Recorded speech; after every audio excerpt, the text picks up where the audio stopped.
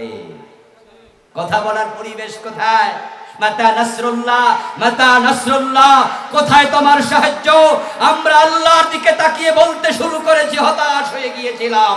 কিন্তু আল্লাহ তাআলা বলেন ইন্না নাসরুল্লাহি করিব, হতাশ হয়ো না, ওয়ালা তাহিনু ওয়ালা তাহজানু ওয়া আনতুমুল আ'লাউনা ইন কুনতুম মুমিনিন।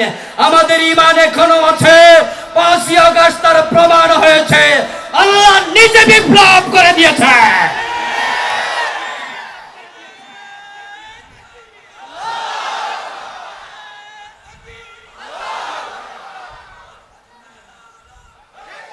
আমার প্রিয় ভাইরা, আপনারা বলবেন যে না হুজুর আল্লাহ করছে কেমনে, এটা তো ছাত্ররা করছে। আমি বলবো দোস্ত, ছাত্ররা ওসিলা ছিল, ছাত্ররা করেনি। কারণ ছাত্রদের দাবির মাঝে এটা ছিলই না। ছাত্ররা দাবি তুলছিল কোটা সংস্কার, ঠিক না? ওদের শুরুটা তো সরকার পদত্যাগ না, আর পালানো তো আরো দূরের কথা। ওরা বলছে কোটা সংস্কার চাই। কিন্তু কোটা সংস্কার যদি নেত্রী প্রধানমন্ত্রী তখনই বলতেন দ্যাটস ওকে, এই বাচ্চারা কি চাও, গণভবনে আসো, বসো, আমি দেখছি বিষয়টা, তোমরা ইউনিভার্সিটি ফিরে যাও, তাহলে সমাধান সেদিনে হয়ে যেত। আসলে ঘামাসি উঠছিল।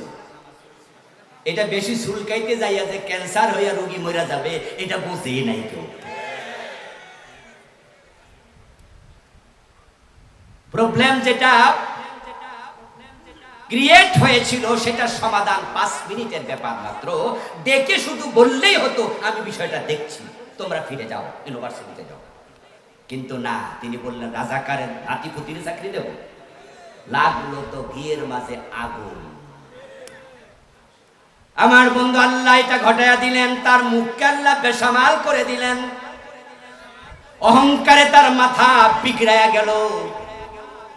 যেমন নবী মুসা আলাইহিস সালাম যখন বাহারে আহমার দিয়া রাস্তা বানায়া পার হয়ে গেলেন, সমুদ্রের তীরে গিয়া যদি ফেরাউন থমকে দাঁড়ায় একটু ভাবতো সমুদ্রের রাস্তা হয় কেমনে, তাহলে যে মুসাকে আমি দৌড়ালাম নিশ্চয় মুসার মাঝে কিছু না কিছু আছে।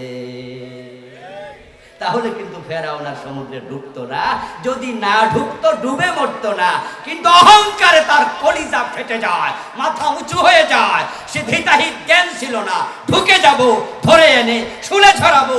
আল্লাহ বলে এগিয়ে যা, উমলি লাহুম ইন্না কাইদি মাতিন। আমি ছাড় দেই, আমি ছেড়ে দেই না, আমার ধরা বড় সত্য। এবার আমরা সেটাই দেখলাম। দেশামার মুখের কথা, রাজাকারের নাতি পুতিরে চাকরি দেব। লাগলো আগুন, পোলাপান রাস্তায় নামলো। তিনি তখনও যদি বলতেন যে আমি যে কথাটা বলেছি সেটা উড্র করলাম, আমিও তো মানুষ, আমি তোমাদের মায়ের বয়সী, দাদির বয়সী, আমি না হয় তোমাদের রাজাকার বলে ফেলেছি বা রাজাকারের নাতিপুতি বলছি, আমি সরি, তাহলেও কিন্তু পরিবেশ শান্ত হয়ে যেত। কিন্তু না, আল্লাহর গজব তো আল্লাহ থামায় নাই। গুলি চালাও, এমন গুলি চালালো 1400-র বেশি খুন করা হলো। মায়ের কোলের বাচ্চা নিরাপদ নয়, ব্যালকনিতে দাঁড়িয়ে আছে ছোট বাচ্চার মগজ খুলি উল্টে গেছে, মগজ বেরিয়ে গেছে। হেলিকপ্টার থেকে গুলি চালানো। আমার দোস্তরে জাল কি হলো?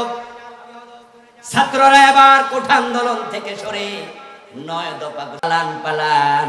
45 মিনিটের বেশি সময় নাই, এমন ভাবে পালাইতে বাধ্য হয়েছে নিজের রান্না করা খাবার খাইয়া পালাতে পারে নাই।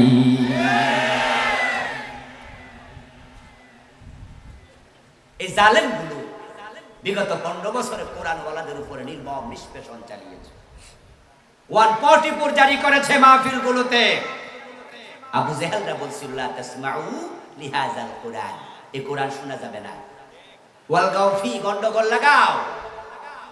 আল্লাহর হাবিব সাল্লাল্লাহু আলাইহি ওয়াসাল্লাম দেখলেন এই মক্কাতে দ্বীনের বিজয় অনেকটাই অসম্ভব।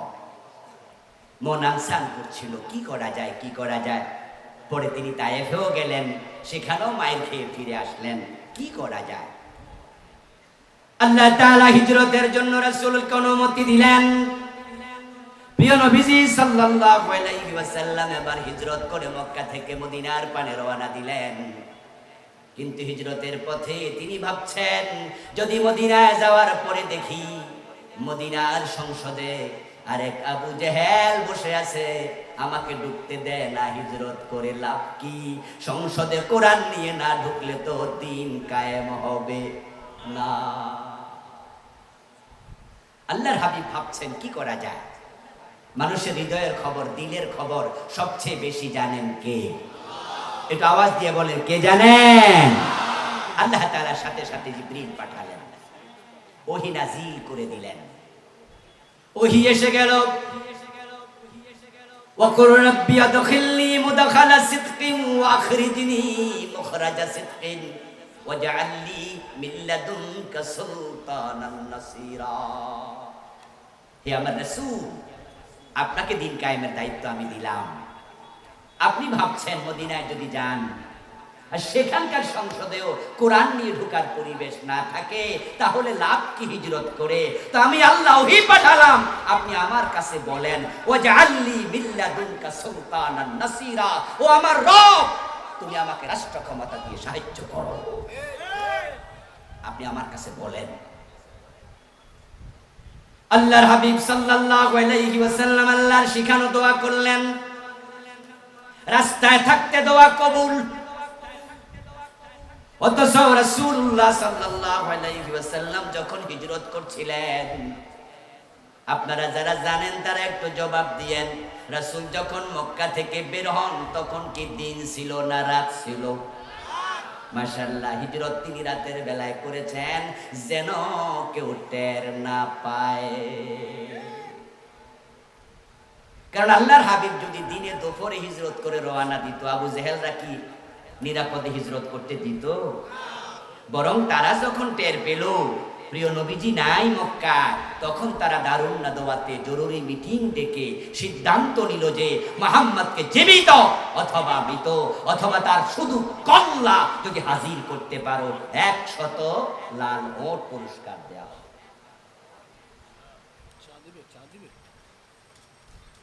আল্লাহর হাবিব সাল্লাল্লাহু আলাইহি ওয়াসাল্লাম হিজরত করবেন তিনি ইয়াসরাবে, মদিনার দিকে।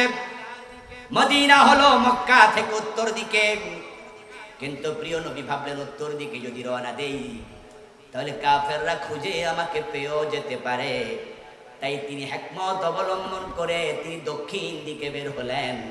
মক্কা থেকে 3-3.5 কিলোমিটার দূরে গারে সাউর নামক একটা পাহাড়ের গুহার মাঝে আল্লাহর নবী জাবালে সাউরে গুহার ভিতরে আশ্রয় নিলেন। সেখানে 3 দিন লুকায়া থাকলেন, খাবার নাই। মা আয়েশা রাদিয়াল্লাহু তাআলা আবু বকরের ফ্যামিলি ওই গুহার মাঝে খাবার পাঠাইছে।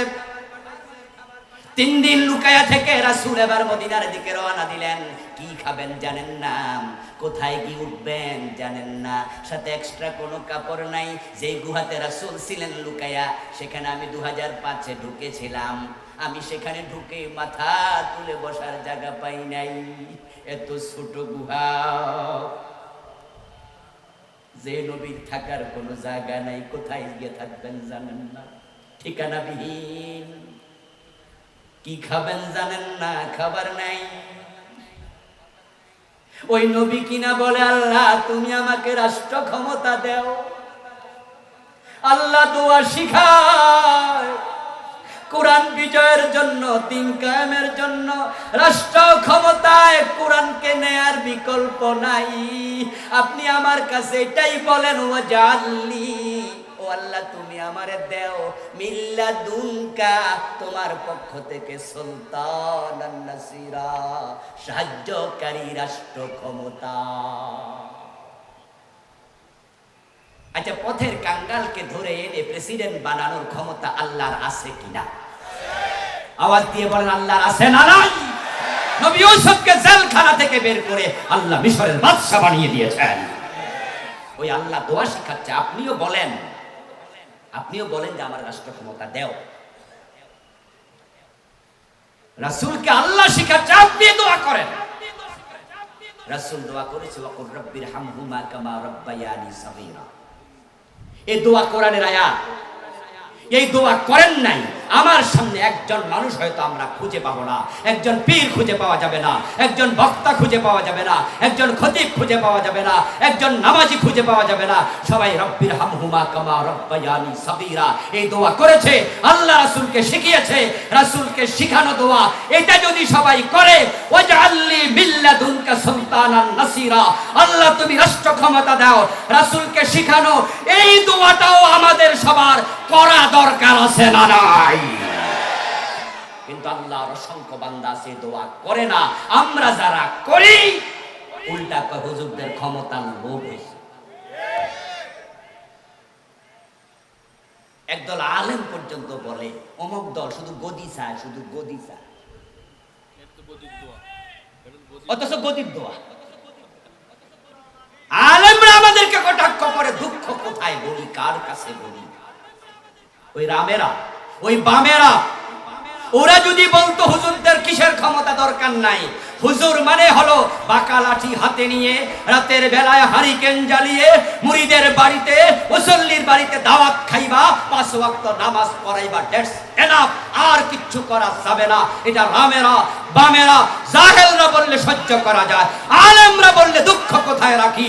নবী মুহাম্মদ 10 বছর প্রেসিডেন্ট ছিলেন, গদির জন্য দোয়া করছে, আর তারা বলে অমুক দল গদি চায়, লোভী। দুঃখ কার কাছে? আল্লাহর হাবিব বলছে আল্লাহ আমার রাষ্ট্র ক্ষমতা দাও। রাসূল যদি রাষ্ট্র ক্ষমতা চায়, এখন আমরা যারা রাষ্ট্র ক্ষমতার কথা বলি, এটা রাসূলের সুন্নাহর সাথে অমিল না মিল? তাহলে তোমরা যারা বিরোধিতা করছো, তোমরা সুন্নাহর উল্টা চলছো। আল্লাহর হাবিবের দোয়া পথে কবুল। প্রিয় নবীজি মদিনায় গেলেন, মদিনার লোকেরা রাসূলুল্লাহকে পেয়ে নারী, শিশু, আবার বৃদ্ধ বনিতা আনন্দে ঢেলে তুলে গান গাইতে শুরু করে দিল। কেউ কেউ তো রাসূলকে কান্দে তুলে নাচতে শুরু করে দিল। তালাল বদরু আলাইনা মিন সানিয়াতিল বিদা ওয়াজাবা শুকরু আলাইনা মাদা লিল্লাহিদা। তারা গান গাইল সমস্বরে, আমাদের মদিনায় পূর্ণিমার চাঁদ আগমন করেছে। আউস খাজরাজ, বনু নজির, বনু কুরাইজা, বনু কাইনুকা, মদিনার সব মানুষ তারা একসাথ হলো এবং তারা নিজেরা সিদ্ধান্ত নিল, নবী মুহাম্মদের কাছে এসে প্রস্তাব দিল, আমরা মদিনায় আপনাকে নেতা হিসাবে দেখতে চাই। রাসূলুল্লাহ সাল্লাল্লাহু আলাইহি ওয়াসাল্লাম মদিনার প্রেসিডেন্ট হয়ে গেলেন। দিন কায়েম হওয়া শুরু। এবার প্রিয় নবীজি বললেন, এখন থেকে মদিনা অঞ্চলে আর চুরি করা যাবে না। যদি কেউ চুরি করে তাহলে তার হাত কেটে দিতেই হবে। চোর হাত কাটার জন্য অর্ডার করেছেন কে? ইসলামী রাষ্ট্রের এটা একটা অনুষঙ্গ, এটাই একমাত্র আইন নয়।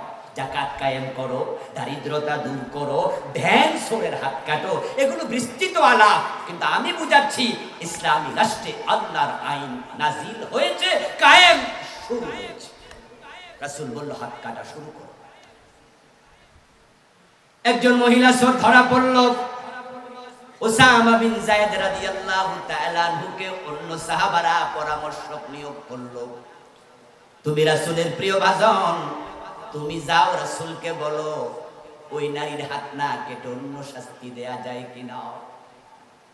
হযরত উসামা বিন যায়েদ রাদিয়াল্লাহু তাআলা আনহু আল্লাহর হাবিব সাল্লাল্লাহু আলাইহি ওয়াসাল্লামের কাছে গিয়ে বললেন, দাদা ওই মহিলাটা বিবাহিত, যদি তার হাত কেটে দেন তার বিবাহ হওয়ার সম্ভাবনা নাই, মানুষ খুদ দেখে আর বিয়ে করবে না, তার বংশ বড় সম্ভ্রান্ত, যদি তার হাত কেটে দেন বংশের চেহারায় চুন কালি লেগে যাবে। এজন্য আমি প্রস্তাব দিচ্ছি হাত না কেটে অন্য শাস্তি দেয়া যায় কিনা। ফাতালাওয়ানা ওয়াজহু রাসূলিল্লাহি সাল্লাল্লাহু আলাইহি ওয়াসাল্লাম। সহিহ বুখারীতে এসেছে, সাথে সাথে প্রিয় নবী রেগে গেলেন, উনার চেহারাটা লাল হয়ে গেল। আল্লাহর হাবিব দাঁড়িয়ে গেলেন, ছোট্ট একটি খুতবা দিলেন, ও উসামা, তোমারে যারা পাঠাইছে তাদেরকে ডাকো। সাহাবায়ে কেরামকে রাসূল ডেকে হাজির করলেন। উনি তাদের সামনে আবার বলছেন, শোনো, লাওয়ান্না ফাতিমাতা বিনতা মুহাম্মাদিন সারাকাত ইন্না মুহাম্মাদান লা ইয়াকতাউ ইয়াদাহা। এই মেয়েটা নয়, যদি নবী মুহাম্মাদের মেয়ে ফাতেমা চুরি করে, আমি নবী মুহাম্মদ ফাতেমার হাত কেটেই দেব। চোর ধরে হাত কাটার আইনটা কার? একটু আওয়াজ করে বলতে হবে প্রিয় ভাইরা। চোর ধরে হাত কাটতে বলেছেন কে? সারিকু ওয়াসারাকাতু ফাকতাউ আইদিয়াহুমা জাযাআন বিমা কাসাবা নাকালাম মিনাল্লাহ। এটা আল্লাহর আইন। 53 বছরের বাংলাদেশের কি খবর? প্রিয় নবী মুহাম্মদ তো নিজের মেয়েকে ছাড় দেবেন না বললেন। আকিমুস সালার ওয়াজ তো অনেক হলো, আকিমুদ্দিন নাই, যার কারণে 53 বছরে একজন চোরেরও হাত কাটা হয় নাই। এত মুসলমান থাকতে আল্লাহর এই আইনটা অবহেলিত। তোমরা মুসলমান হিসাবে আল্লাহর আদালতে আসামি হওয়া লাগবে।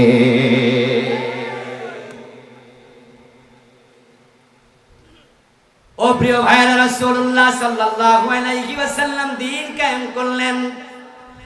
আলহামদুলিল্লাহ, দ্বীন কায়েমের কারণে পুরা আরব অংশে, মদিনার অংশে শান্তি কায়েম হয়ে গেল।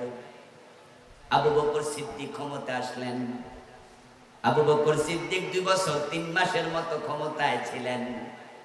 উনার সময় একদল লোক যাকাত দিতে অস্বীকার করলো। আবু বকর সিদ্দিক জানেন, দিন যে জমিনে কায়েম আছে, ওই জমিনে রাষ্ট্রীয়ভাবে যাকাত আদায় এবং বন্টনের নিয়ম প্রতিষ্ঠিত আছে। এটা আমার রাসূল করে গেছেন। তিনি বলেছেন, তুখাযু মিন আগনিয়াইহিম ফাতুরাদ্দু ইলা ফুকারাইহিম। যাকাত ধনীদের থেকে নেওয়া হবে এবং গরিবের কাছে বন্টন করা হবে। এটা রাষ্ট্রের দায়িত্ব। যাকাত কি ব্যক্তিগতভাবে দেয়া হবে না রাষ্ট্র নেবে? আলেম ওলামা ভাইয়েরা একটু কথা বলেন, যাকাত কি ব্যক্তিগত ইবাদত? এটা রাষ্ট্রীয় ইবাদত। এটা রাষ্ট্রীয় ইবাদত। সূরা আল-হাজ্জাল্লাযীনা ইম্মাক্কান্নাহুম ফিল আরদ আকামুস সালাহ ওয়া আতাউস যাকাত ওয়া আমারু বিল মা'রুফ ওয়া নাহাউ আনিল মুনকার। দিন কায়েমের ব্যাপারে গাফেলি জাতি, অথচ তার রাসূলের সাথে জান্নাত চায়। জান্নাত কি এত মাগনা? রাসূলের অনুসরণের সাথে আপনার জান্নাত সম্পৃক্ত করে রাখা আছে। প্রিয় নবীজি বলেছেন, কুল্লু উম্মতি ইয়াদখুলুনাল জান্নাহ ইল্লা মান আবা।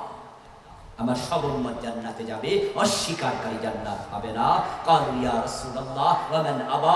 ক্বালা মান আতাআনি দাখালাল জান্নাহ ওয়া মান আসানি ফাকাদ আবা। প্রশ্ন করা হলো, অস্বীকারী উম্মত কে?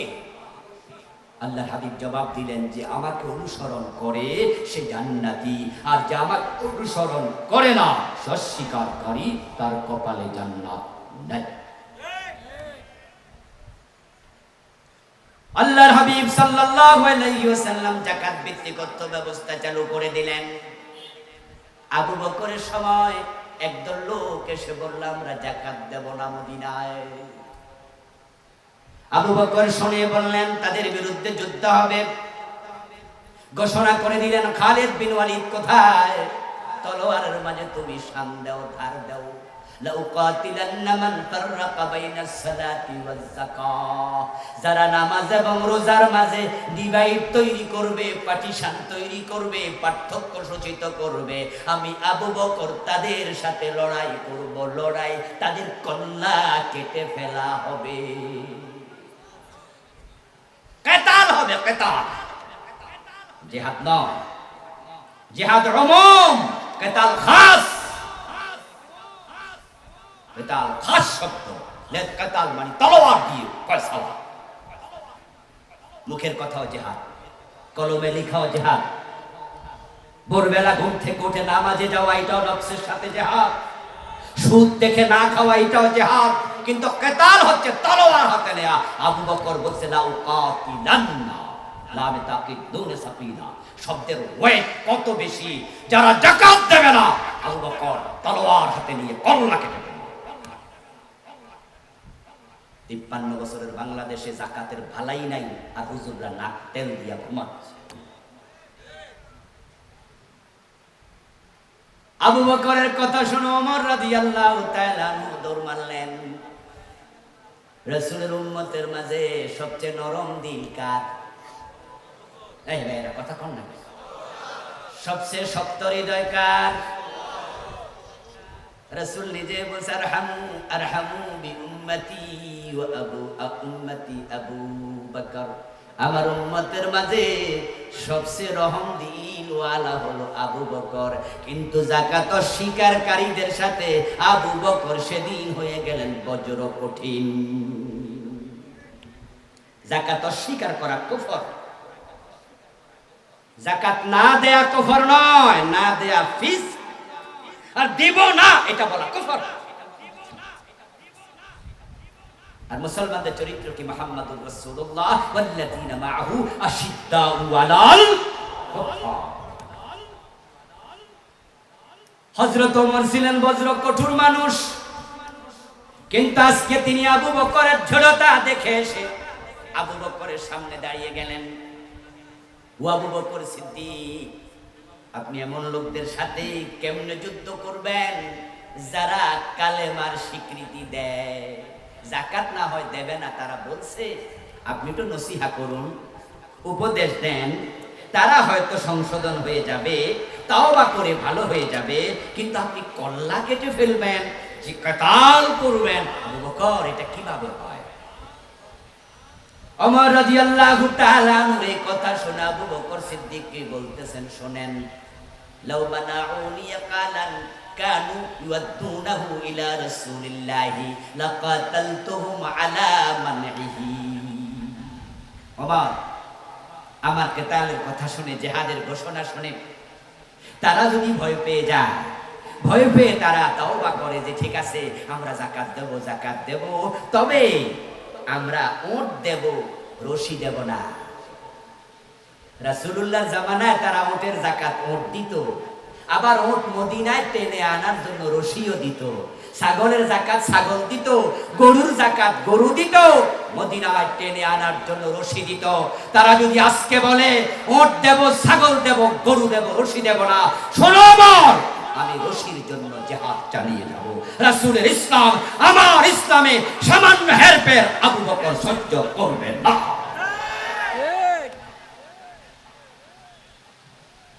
এটা বলার পর ওমর বলতেছেন, ফাআলিমতু আন্নাল্লাহ কাদ শারহা সাদরা আবি বকরিন লিল হক। আবু বকর যখন এই কথা বলল, তখন আমি বুঝলাম আবু বকরে ঠিক, আবু বকরের কথাই ঠিক। কারণ আজকে তারা বলবে রশি দেব না, কালকে বলবে যাকাত দেব না, পরশু বলবে নামাজ পড়ব না, পরের দিন বলবে হজ করব না, রাসূলের ইসলামী জমিনে থাকবে না। তাই আবু বকর যা বুঝেছেন আমি ধরে নিলাম আমার আল্লাহ বুঝার জন্য আবু বকরের কলব উন্মোচিত করে দিয়েছে। আজকে 53 বছরের বাংলাদেশে যাকাত প্রতিষ্ঠিত আছে তো? যাকাত প্রতিষ্ঠিত আছে। আবু বকর থাকলে জিহাদ করতেন আপনাদের বিরুদ্ধে। যারা যাকাত না দিয়া উল্টা আপনারা কথাবার্তা বলছে, ইসলামী আইনের বিরুদ্ধে কথা বলে, আল্লাহর দ্বীন কায়েমের বিরুদ্ধে কথা বলে, তাদের বিরুদ্ধে আবু বকর জিহাদ ঘোষণা করতেন। আমার প্রিয় ভাইরা, আমরা দ্বীন কায়েমের পজিটিভ নেগেটিভ দুটি দিক দেখি। নেগেটিভ দিকের তো অভাব নাই, পজিটিভ দিক আমরা দেখেছি। রাসূলুল্লাহর জামানায় জাহিলিয়াত 180 ডিগ্রি উল্টে গেছে। যেই যুগে হানাহানি, মারামারি, দর্শন, চিন্তায়, খুন, রাহাজানি, অপহরণ, মেয়ে জীবিত প্রথিতকরণ, বাবা মা ছেলে মেয়ে একসাথে মদ পান, একবারে মানুষ নামতে নামতে যার নিচে নামার সীমানা ছিল না, এতটাই নেমেছিল। ইসলাম কায়েমের পরে প্রিয় নবী বললেন, খায়রুল কুরুনি কারনি। এখন আর সেটা নেই। আমার যুগ পৃথিবীর সর্বশ্রেষ্ঠ যুগ। আমরা দেখেছি হযরত ওমরের জামানায় অর্থ দুনিয়ার সম্রাট ওমর গাছতলায় একা একা বিশ্রাম নিতেন, বডিগার্ডের প্রয়োজন আর ছিল না। আমরা দেখেছি ওমর ইবনে আব্দুল আজিজ হযরত ওমরের জামানাতেও যাকাত বিভাগের কর্মচারী যাকাতের টাকা কাঁধে নিয়ে ঘুরত, যাকাত খাওয়ার মতো গরিব খুঁজে পাওয়া যেত না। পজিটিভ দিকের অভাব নেই, আর নেগেটিভ তার সবচেয়ে সচিত্র প্রমাণ বাংলাদেশ। দিন কায়েম না থাকার কারণে সুর ধরে হাত কাটার নাম, আর সুর ধরে হাত না কাটার কারণে 53 বছরে সোনার বাংলার স্বপ্নই রয়ে গেল। বরং বাংলাদেশটা এখন ফতুর অবস্থায় আছে, তলাবিহীন ঝুরি হয়ে গেছে। ব্যাংকগুলাতে গেলে 5 লাখ টাকা একসাথে দিতে পারে না, এমন সরকারি ব্যাংক আছে না নাই? এই সুরের বাচ্চাগুলো, সুরগুলো দেশটাকে তলাবিহীন ঝুরি বানাই ফেলছে। নেত্রী বললেন যে উনার ফিয়ন নাকি কত কোটি টাকার মালিক? 400 কোটি। আমি বলি, ফিয়ন যদি 400 কোটি টাকার মালিক হয়, তাহলে অফিসার বাড়িওয়ালা কত টাকার মালিক? হ্যাঁ, এই হিসাব আমাদের কাছে দিতে হবে ইনশাআল্লাহ। এই হিসাব নিতে হবে।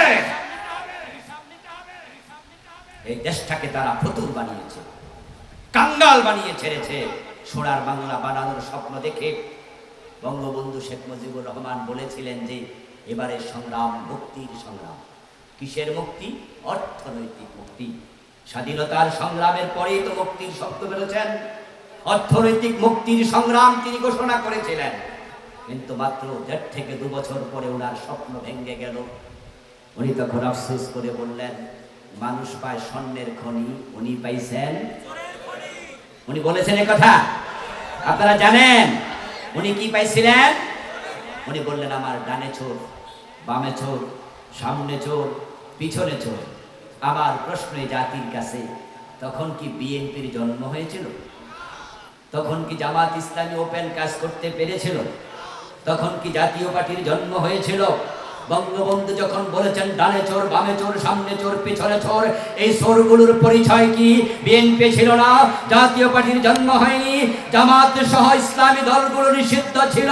এই চোরগুলো কারা? আমরা দেখেছি যারা বিগত 15 বছরে দেশের টাকা চুরি করে কানাডায় বেগম পাড়া তৈরি করেছে। এই চোরগুলো তারাই ছিল। তারা এখন আর চোর নাই, এক একটা ডাকাত হয়ে গেছে।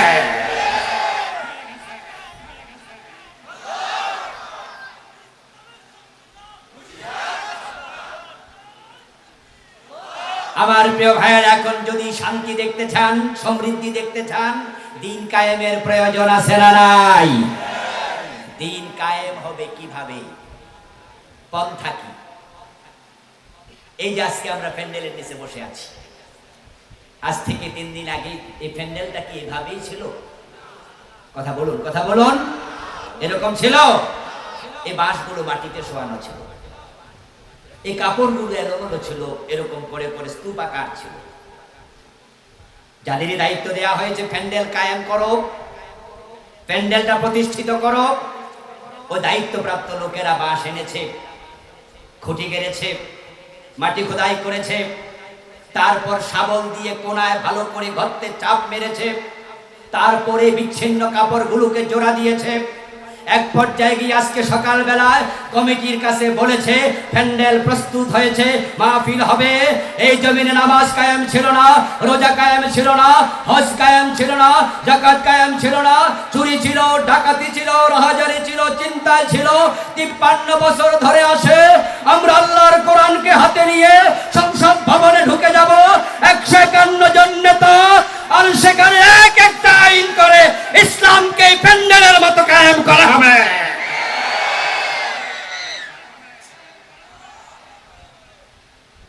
করা দরকার আছে। আচ্ছা, যদি এই প্যান্ডেলের পাশে দাঁড়াইয়া, এই প্যান্ডেল যারা বানাইছে তারা 3 বার সূরা ফাতিহা পড়ে 11 বার সূরা ইখলাস পড়ে ফু দিত, প্যান্ডেল হয়ে যেত? আমরা তো মনে করতেছি বুঝি হুজুররা দিন কায়েমের জন্য আল্লাহর কাছে ফু দিবার দোয়া করবে, দিন এমনি কায়েম হয়ে যাবে। এত সোজা। আল্লাহর নবীর মতো মহামানব জান দিয়েছে, আপনার রক্ত দিয়েছেন আমির হামজা, কলিজা দিয়েছে হযরতে ইমাম হুসাইন, কল্লা দিয়েছে। নবী ইব্রাহিম আলাইহিস সালাম সহ 5 জন বড় বড় নবীর আলোচনা এখানে আসলো। এই নবীদের জীবনী পড়লে দেখবেন কিভাবে তারা দিন কায়েমের জন্য ত্যাগের মুখোমুখি হয়েছে। তবে হ্যাঁ, ভয় পাওয়ার কিছু নেই ত্যাগের ইতিহাস শুনে, কারণ আমরা যে আল্লাহর দিন কায়েমের জন্য কাজ করছি এই কথা 100% নিশ্চিত, আমার আল্লাহ, আমাদের আল্লাহ আমাদেরকে একা কখনো ছেড়ে দেবেন না। আমাদের আল্লাহ তার দিন কায়েমের কর্মীদেরকে কখনোই একা ছেড়ে দেবেন না। তবে হ্যাঁ, এই কাজ করতে গেলে নবী ইব্রাহিমের মতো আগুনে পড়তে হবে, এমন ঝুঁকি নিতে শিখতে হবে। এই কাজ করতে গেলে নবী মূসার মতো সাগর পাড়ি দেওয়ার মতো হিম্মত বুকে জাগাতে হবে। নবী নূহের মতো মাইর খেয়ে কাঁদতে শিখতে হবে। নবী মুহাম্মদের মতো রক্ত দিতে শিখতে হবে। এই পথ কখনো মসৃণ ছিল না, দিন কায়েমের পথ কখনো ফুল বিছানো ছিল না। এই পথ বড় কণ্টকাকীর্ণ, বড় মরুময়, বড় দুর্গম, বড় পিচ্ছিল। এই পথে যারাই চলেছে ত্যাগ স্বীকার করতে হয়েছে। একটি বিল্ডিং দাঁড়াতে গেলে যেমন কিছু ইটকে মাটির তলায় ফাউন্ডেশনে হারিয়ে যেতে হয়, জীবনে আলোর মুখ আর দেখে না। একটি বিল্ডিং দাঁড়াতে হলে কিছু ইটকে আদলা হয়ে যাওয়া লাগে, কিছু ইট কংক্রিট হয়ে যাওয়া লাগে, আবার কিছু ইট গোটা থেকে শোভাবর্ধন করে। দিন কায়েমের জন্য কাউকে গুম হতে হবে, কাউকে রক্ত দিতে হবে, কাউকে জীবন দিতে হবে। যারা বেঁচে থাকবে তারাই দিন কায়েমের আলো জমিনে ছড়াবে।